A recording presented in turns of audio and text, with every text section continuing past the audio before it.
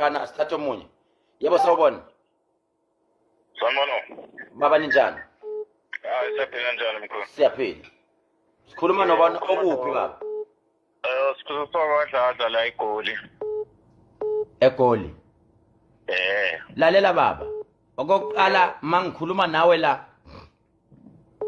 Uthi uNkulunkulu angifuni inhlanhla yakho eyakulahlekela. Izinto zakho ziqala ukungahambi kahle ngo-2017 ngomhla ka-22 kuMeyi. Izinto zakho azihambanga kahle ngoba kunentombazana okumele ngiyifune yaseJimmiston endaweni abathi isebuhle Park. Angikwazi kuphi lapho. Uyangizwa ngithini?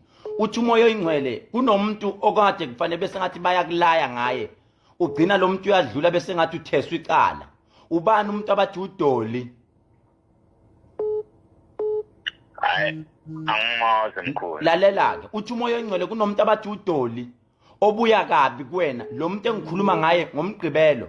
Kunomuntu kade kufanele bese ngathi bakuthumelela ngaye nje uyayidla ewupoison. Ngididwa ukuthi njengamanje mangiloko ngithi ngiyakukhulekela noma ngiloko ngithi ngikhuluma nawe kukhona into emzimbeni wakho evela kabi. Lento njengomuntu angathi ufuna ukubanjwa into engathi i-cramp noma ufuna ukubanjwa into engathi inkwantshi, lento ifuna ukuzenza i-stroke. Masiloko esilandela la 1994 22 June kukhona umuntu owagcina ehluleka ukuphila njengomuntu angathi lo muntu kodwa washaya into engathi i-stroke, wangathi ugcine sedlula emhlabeni uhlangothi lwakhe lungasasebenzi kahle. Wathi uJehova sikhulekele lento kakhulu singayeki ngoba Khehle uthe mawuzalwa wena wazalwa nento owazalwa kodwa uyembethe. Izinto zakho njengamanje azihambi kahle zistakile. Khuluma nami ngizwe.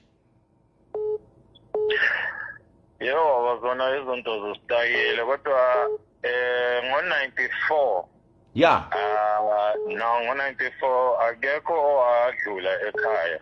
ya Abantu abadlula, umuntu owadlula ubaba uye wadlula ngo-2010.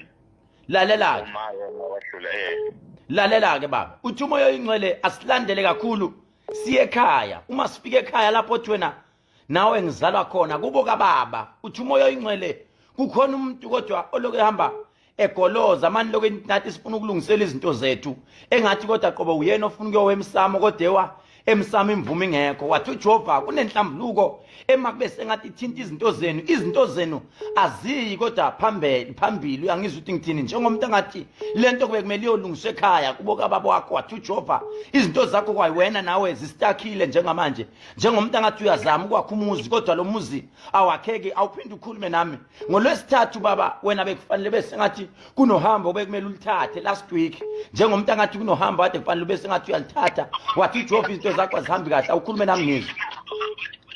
Nduma. Hawu sekuwomunye. Yebo. Njani?